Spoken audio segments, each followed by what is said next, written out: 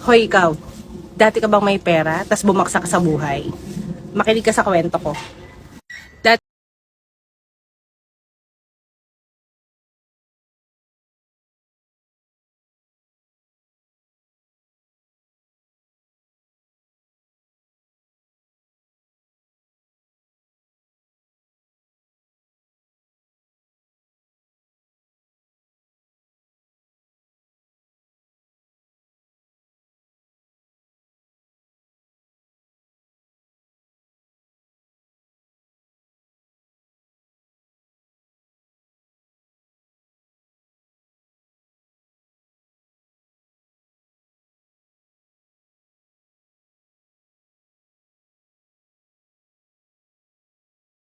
nag-aalaga ako ng baby ngayon.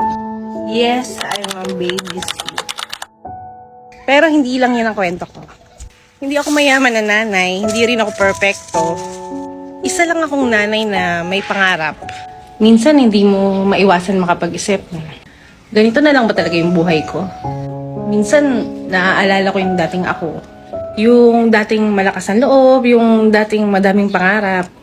Minsan naiiyak ako hindi dahil wala na akong pera, kundi dahil sa pakiramdam na parang bumalik ako sa umpisa.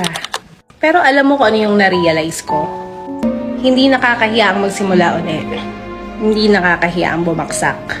Ang nakakahiya yung sumuko ka na lang sa buhay. Kasi ang totoo, ang buhay parang gulong yan. Minsan nasa taas ka, minsan nasa baba.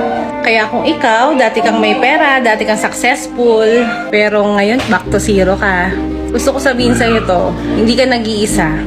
May mga taong katulad mo, katulad ko, na dumadaan sa ganitong chapter ng buhay. Oo, babysitter ako ngayon, pero tandaan mo to hindi ako nahihiya sa chapter na to ng buhay ko. Kasi alam ko, hindi ito ang ending ng kwento ko.